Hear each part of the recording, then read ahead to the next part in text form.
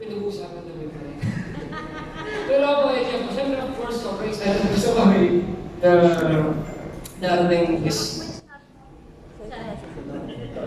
Sobrang excited po ako. Ako lumasabi. Well, We're looking forward to that. yeah. Gabi daw. Siyempre, paparin in Tokyo. Why not? Pag-rain in Tokyo din rin. Pag-rain din rin. Kaya ikaw ay, Ako syempre, pasok tayo sa Esa Manila. sa parade. Kasi parade last year kasi nasa parade din ako. So, syempre iba yung energy pag kasama si ate mo. Oo, di ba? So, alam na kahit hindi kami nagsama-sama sa location, ngayon lang kami nagkasama-sama ng kompleto. Kasi ramdam mo kasi na gano'n na yung pelikula, intact siya. Yung tahi-tahi, kahit hindi kami magkakasama. Ngayon nagsama-sama kayo. Yes, ganun yung tama ng pelikula. So, magiging masaya yung load namin at umulan ng wine.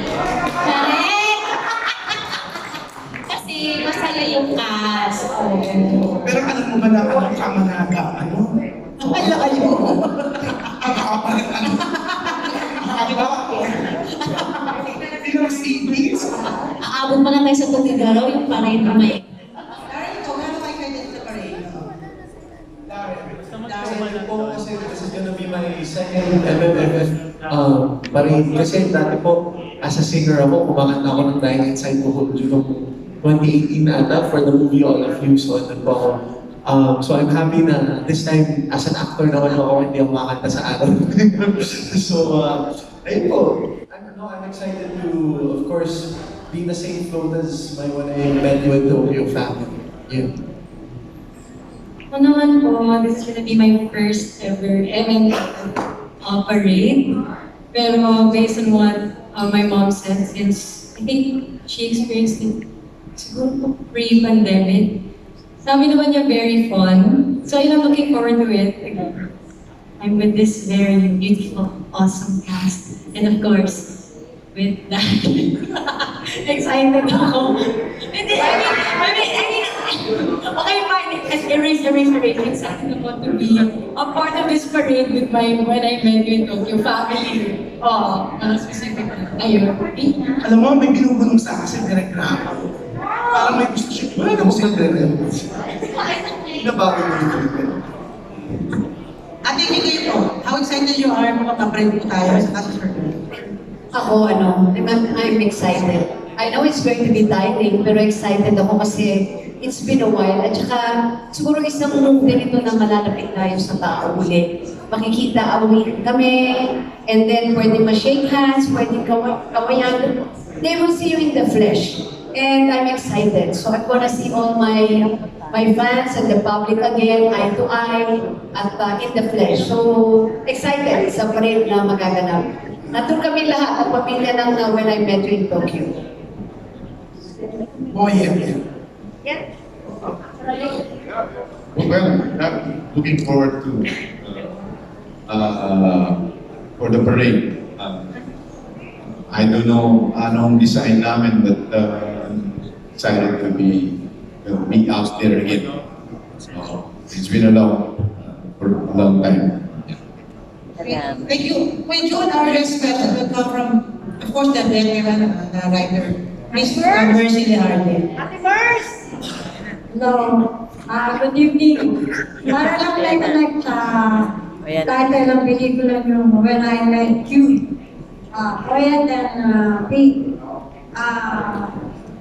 Aware na kayo siya, naging old hit song na ako Icon Society na merong lyrics na You gave me the reason for my beliefs when I met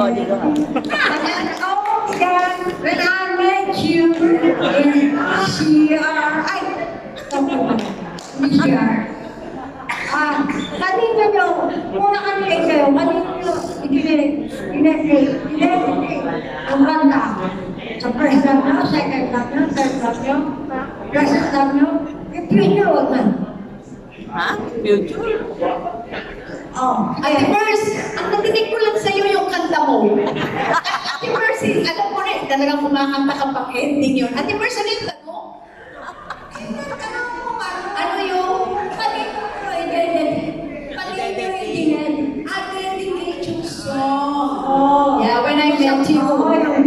first love, sa first love nyo, sa second love, sa third love, or sa present love, what kind of future? Sa present, sa past, present, present, future love. Kanino nang i-dedicate daw? Present. Kanino, ikaw mo yan. No. Kailangan niya ito ng Diba? Mers. Give me a reason for my leaving. And I love what I'm feeling. You gave me a meaning to my life. Yes, I've gone beyond existing. And it all began when I met you.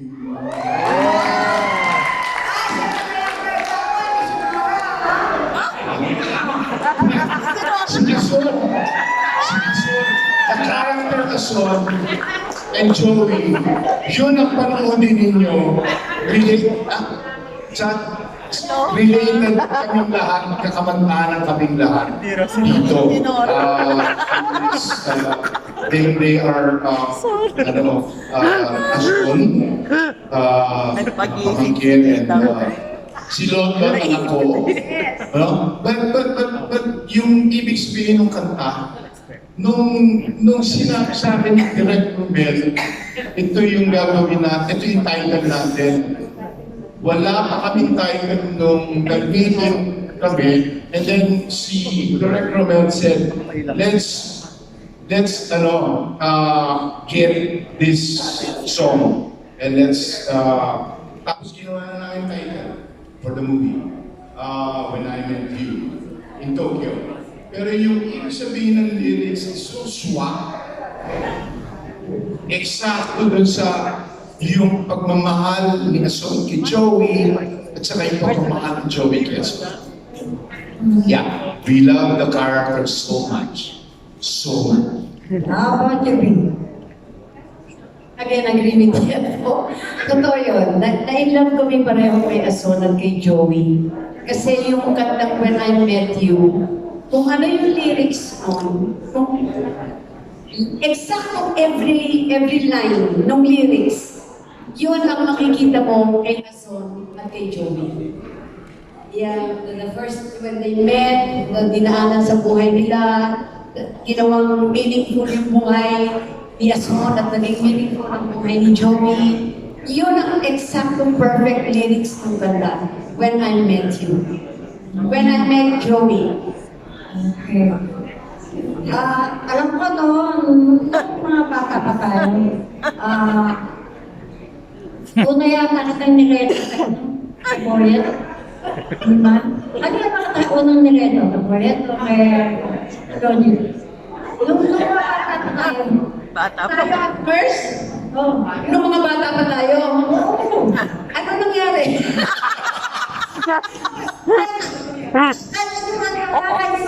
Nireto. Nireto? Sinong nireto mo sa akin? Oo.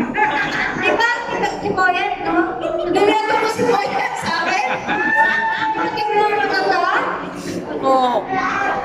Pati nga si Project Perez, nireto ko lang sa'yo.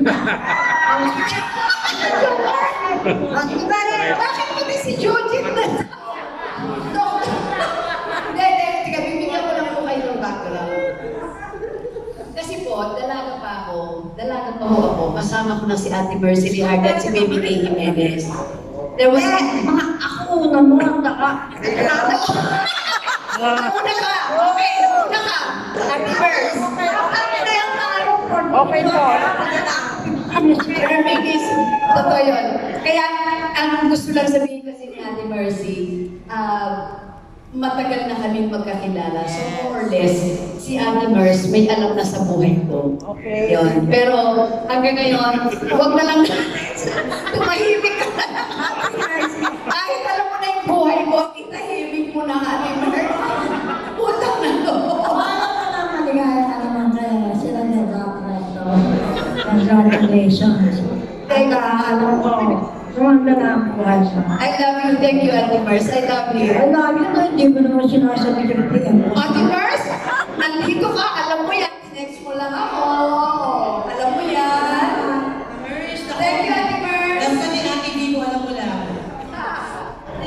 Okay. Last question na po tayo. Last question na tayo. Yes. Don. Okay. Last question na lang. Last question na lang. Alam mo yung kasi may ano iinis mo yung may pinapatanong pa siya kay Pastor. Kay Darren. Okay. Siyempre, nung laro kayong sinabihan na may sasama, anong naramdaman? Huwag na yung kasama si Ate B, kasama si Boy, kayong dalawa na rin. Siyempre, I'm sure mas na-excite kayong dalawang magkasama. Huwag na tayong magkasama. Nung una po namin nalaman, di po kami sure kasi kung totoo ba kasi we were both unaware of what it was. Parang kasi inquiry pa lang nakakarating sa team namin. So parang, I don't know who got it first. I think it was me. Was it? Kasi parang ako yung nagsabi sa kanya, did you get the inquiry for a movie daw? Na parang, yeah, did you hear about the movie na in-inquire tayo? Sabihin na lang kayo, eto Mike.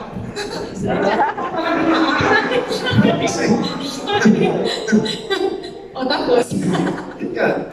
In-inquire po kami dalawa and we were unsure pa lang kasi parang hindi pa 100% o yung cast at yung synopsis. But they were inquiring for the both of us na maging parang mga apo ina Sir Christopher.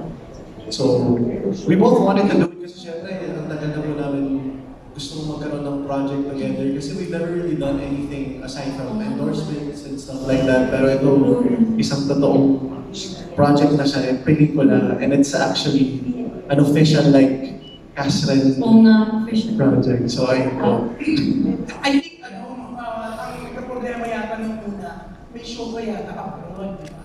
Kaya iintayin ka para sa show. Opo, galing po Yung sa- kwento ni Rex sa akin. sa US po. Yeah. So, at least natulog kayo. At eto na, sinabi sa akin ni Ate Pia, ngayon na natutuwa kayo. Kayo daw ang future Vilma Boy. Namin ka na star for all seasons para sabihin ko. Anong feeling kasi mo? Sinabi na rin, hindi na rin Nakaka-pressure naman mo. Oh my gosh. Marami pa. Pag sineryoso nyo yan, kasi ang ganda rin ng chemistry yung dalawa. So it's just, you have to hone it. You know, the acting, experiences, doing movies, but you have the chemistry, so work on it. Thank you. Thank you po. Marami pa kaming kakainin bigas para Yes. narating yung narating na po nila. But of course, it's such an honor. Maraming salamat po na galing po kayo Miss Philippine. Sabi ni Ate B, pag sineryoso yung Ate B, parang sobrang seryoso na. Medyo, Ano yung kaya? gusto ko lang sabihin na sabi ni ate, we work on it. Sabi ko, we work on it tayo, hindi sa relationship mag-work on it sa career, yung artista, yung passion, and love for your craft, yun ha. Yes, Sa relationship pa. For your What? craft. Okay, I agree. Okay. Kaya po sana masundan. Yes. Sana po masundan. Baka naman po, baka naman po. Pero masarap lang, no? Si Ate Rex, si Miss Cruella, yung producer, kilig na kilig siya sa iyo. Talagang pinulungan niya ako. Sige pa, tanong mo yung dalawa. Talagang piling ko, may isa pang pelikula ang JG.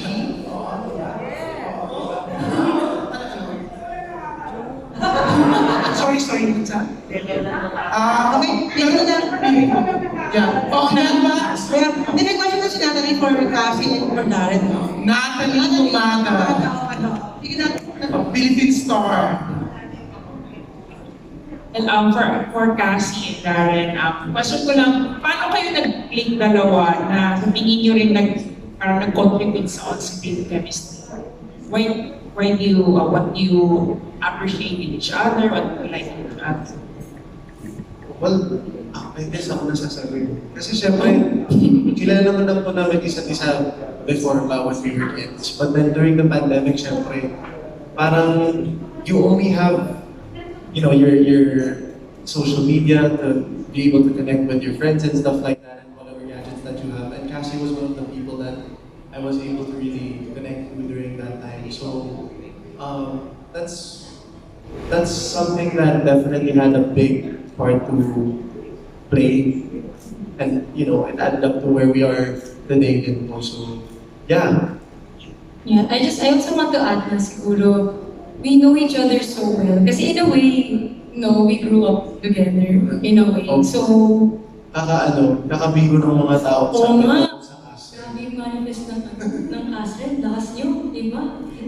So, ayun, I guess because we know each other so well and we accept each other's flaws. So, ano ba? I guess everything comes naturally and we don't try to act. Kasi I guess the more you act, the more nawawala yung chemistry, yung totoong chemistry, which is what people want to see. So I'm very lucky. I just want to say I'm very lucky with Darren because I don't have to act. So everything is way easier for me. Iyak na. Ito follow up now. Borrowing the title, no? When did you meet for the first time? Naalala niyo ba yung first meeting? Or what was it? Diba?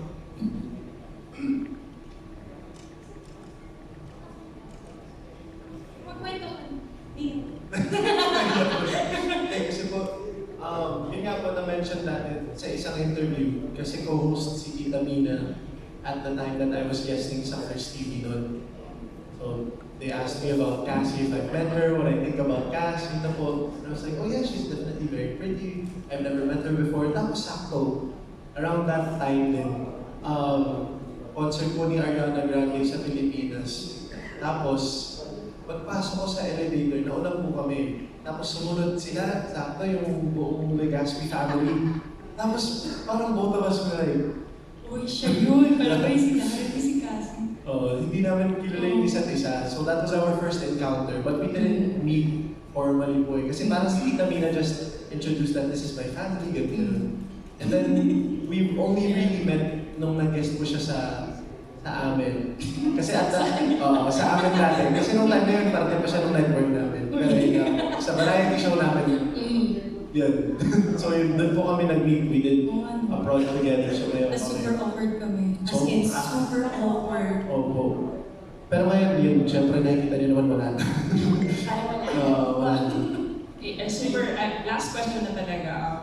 Kasi ito talaga, di ba netizens yung nag-inyag ng Catherine? Kasi it started from online talaga. Kasi sila yung una nakakita ng chemistry nyo. So, ito na yung official debut ng Catherine Love Team. Diba? On screen, ano. So, how do you feel about it and are you open? Does this mean more projects in the future? Are you open to? I feel like I've been talking so much. Magsalita ka Ay, na. sorry kasi hindi ako. Grabe yung talagang parang kung hawak ni Dari. Ay, sorry. Parang kinikilig si Cassie. Okay, so of course, again, we are very thankful that I think I would count this as our first official Catherine project. And yeah. And of course, hopefully, more to come because I really love working with Darren. And I think we owe it to our fans kasi naghintay sila for 9 years. For 9 years. They've been patient with us for 9 years. So I think they deserve Catherine project. So baka naman. No, and I just want to add, since wala naman na rin mga network wars, especially between ABS and GMA, it's something that we look forward to in the future. But so, you know, there's a lot of possibilities na rin naman na magsama pa po kami ni Cassie. More projects, not just endorsements, you know, and not just this movie. Sana po in the future magsama pa kami. Yeah, serie or another movie. Seryoso yung mga minsan, yung mga magulang namin nagsasabi, tayo na lang mag-produce. Eto na, may sasabihin ako sa inyong dalawa. Panay bulong sa akin ni Reggie at saka ni Miss Weng. May 3 movie pa raw na gagawin ng JG Productions. Pinaplano nila yung isa sa inyong dalawa talaga. Oh, Kung hindi yung bola ha, binulong sa akin ng dalawa. Yung una nga sa akin, ino pa ang movie ng JG, sabi ni Reggie, ito na muna. Tapos sabi ni Miss Weng, yung isa mukhang para sa kanila na. O siyempre dito naman nasimula yung sa movie. So dapat next movie na kayo talagang bida, JG Production. Thank you po. sana po. Yes, We're down to our last question na lang. Totoo na to. Totoo na ito. Kasi sinabi ko kanina. Janice, sabi na ako, editor ng Bulgar.